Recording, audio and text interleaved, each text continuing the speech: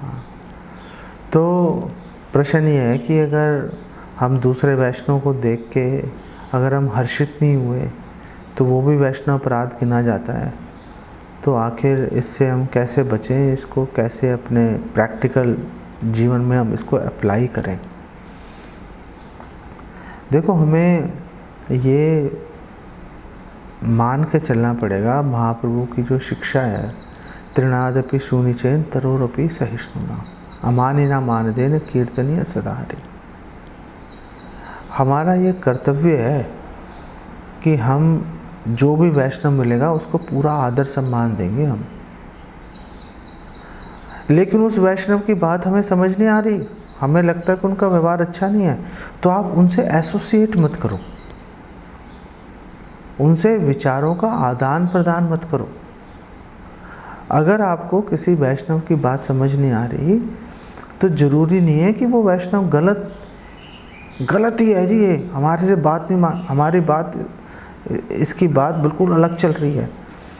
हो सकता है गलत भी हो, लेकिन ये भी हो सकता है कि उसका जो रुचि है, उसका जो स्वभाव है आपके स्वभाव से अलग हो। तो एक उदार, एक अपने हृदय में भावना रखनी चाहिए। इसको टेक्निकली इसको बोलते हैं सजातीय वैष्णव और विजातीय वैष्णव। सजातीय वैष्णव है जिनका व्यवहार, जिनकी सोच आपके सोच से मेल खाती है। विजातीय वैष्णव है जिनका व्यवहार, स्वभाव आपके स्वभाव से मैच नहीं करता। तो सजातीय वैष्णव के बीच में रहने का प्रयास करना चाहिए, तो ज़्यादा प्रॉब्लम्स नहीं आती। लेकिन इसका मतलब ये नहीं है कि जिन वैष्णव का स्वभाव हमसे मैच नहीं कर रहा उनको सम्मान नहीं देना। सम्मान नहीं दिया तो बहुत बड़ी प्रॉब्लम है। हम एक वैष्णव, एक व्यक्ति तो है ही, लेकिन भगवान का सेवक भी है। तो अगर हम भगवान के सेवक को अगर हम उचित सम्मान नहीं देंगे तो उस वैष्णव के प्रति अपराध नहीं है, भगवान के प्रति अपराध आ जाता है वो, कि हमने भगवान के एक सेवक को जो सम्मान का जो अधिकारी है वो हमने उसको प्रदान नहीं किया। तो कोई वैष्णव, उसका चरित्र कैसा भी हो, उसका व्यवहार कैसा भी हो, क्या उसको सम्मान देना चाहिए? बिल्कुल 100% उसको सम्मान देना चाहिए। उससे संग करना मतलब विचारों का आदान प्रदान करना, वो आप मत करें, उससे प्रॉब्लम नहीं है। लेकिन अगर उस वैष्णव ने आपको कोई सर्विस बोल दी, आप ये नहीं बोल सकते अरे भाई अपने आप कोई और करेगा, हम क्यों करें, हम क्यों पंगा ले, नहीं। अगर आप सक्षम हो वो सर्विस करने में, आपको वो सेवा भी करनी पड़ेगी और उस वैष्णव को पूरा सम्मान भी देना पड़ेगा। इसीलिए वैष्णवों के समाज में रहना बिल्कुल अंधों की तरह नहीं रहा जा सकता। बड़ा सोच समझ के सावधानी पूर्वक व्यवहार करना पड़ता है। हर चीज़ को सैद्धांतिक रूप से सोचना पड़ता है। उसको सिर्फ इमोशंस के ऊपर गाड़ी नहीं चलती, सिर्फ इमोशंस पे गाड़ी नहीं चलती। अगर सिर्फ इमोशंस पे गाड़ी चलेगी तो बहुत सारे वैष्णव अपराध हो जाते हैं। जो भक्त बहुत ज़्यादा इमोशनल होते हैं, सबसे ज़्यादा प्रॉब्लम्स उन्हीं भक्तों के साथ में आती है, उनके व्यवहार में, क्योंकि वो अपने भावुकता में कभी भी कुछ भी व्यवहार कर देते हैं। हमें बुद्धि का भी साथ में उपयोग करना पड़ेगा, ये सोच के चलना पड़ेगा कि भाई चलो कोई वैष्णव कैसा भी, हम तो कुत्ते बिल्ली को भी आदर देते हैं, घास के तिनके को भी आदर देने का महाप्रभु कह रहे हैं। तृणादपि शूनिचेन, घास के तिनके से भी नीच हो जाओ, अपने आप को नीच समझो। तो कैसे नीच समझेंगे? उसको आदर देंगे तभी तो नीच समझेंगे। ये बात हमेशा अपने, अगर हम दिमाग में, अपने हृदय में इसको हम संजो के रखेंगे, फिर समस्या नहीं आएगी, फिर समस्या नहीं आएगी। लेकिन ऐसा नहीं है कि आप कोई वैष्णव है उसको देख के आपने नाचना ही शुरू कर दिया, अच्छी बात है आप नाच रहे हो, लेकिन आदर देना बहुत महत्वपूर्ण है।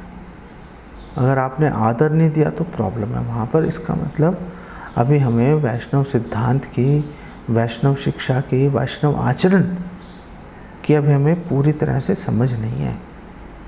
अभी हमें अपने व्यवहार में बहुत परिवर्तन लाने की आवश्यकता है, बहुत सुधार का स्कोप है, गुंजाइश है उसके अंदर। ठीक है, तो प्रश्न ठीक है, तो प्रश्न ये है कि अगर ये भी हमारे शास्त्रों में कहा है कि अगर ना अभिनंदती, अगर हमने वैष्णव को देख के उनको प्रणाम नहीं किया तो वो भी अपराध है।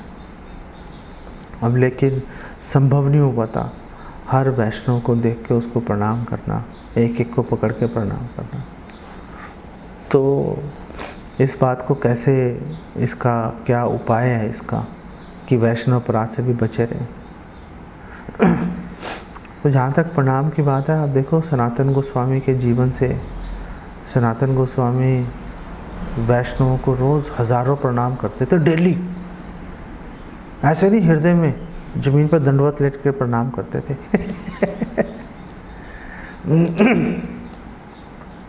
तो जितने अधिक से अधिक वैष्णव को प्रणाम किया जाए उसमें कोई ऐसी समस्या नहीं है, अच्छा रहेगा।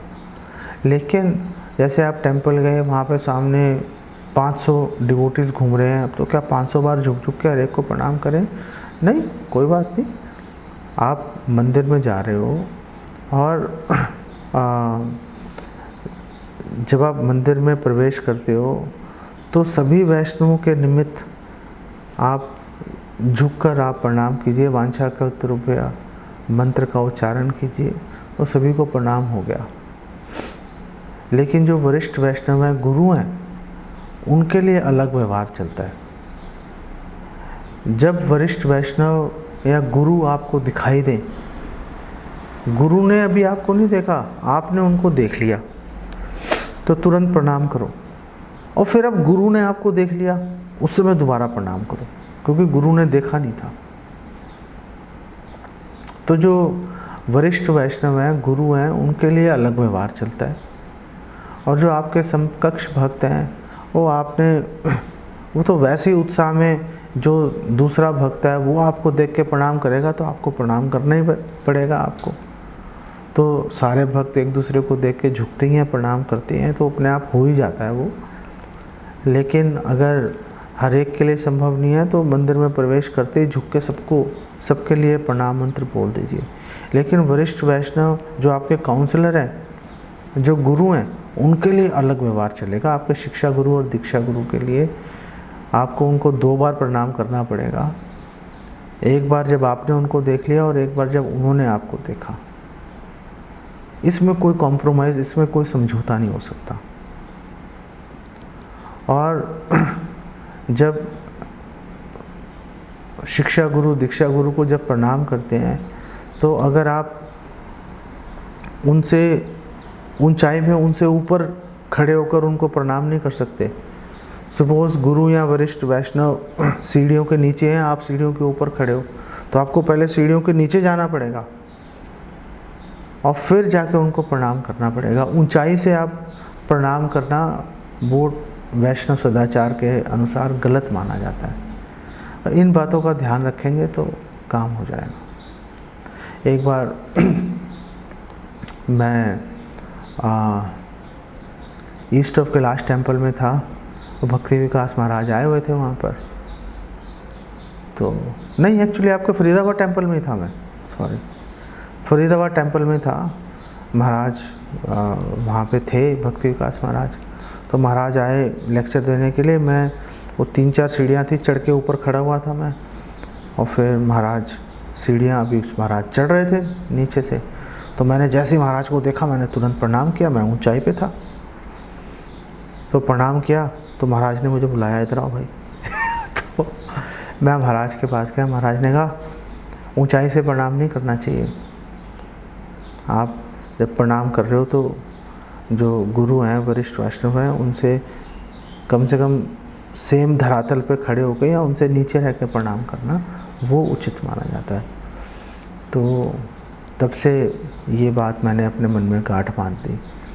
ये छोटी छोटी बातें धीरे धीरे पता चलती हैं और इसका पालन करो तो बहुत अच्छा भी लगता है। और फिर जब हम पालन करते हैं ना, इन चीज़ों के बारे में सोचते हैं, तो हमारा मन इधर उधर भटकता भी नहीं है। मन तब भटकेगा जब हमारे पास कुछ भक्ति के बारे में सोचने के लिए है ही नहीं। या 16 माला के आचार नियम भैया, बाकी दुनिया का ही भाड़ में।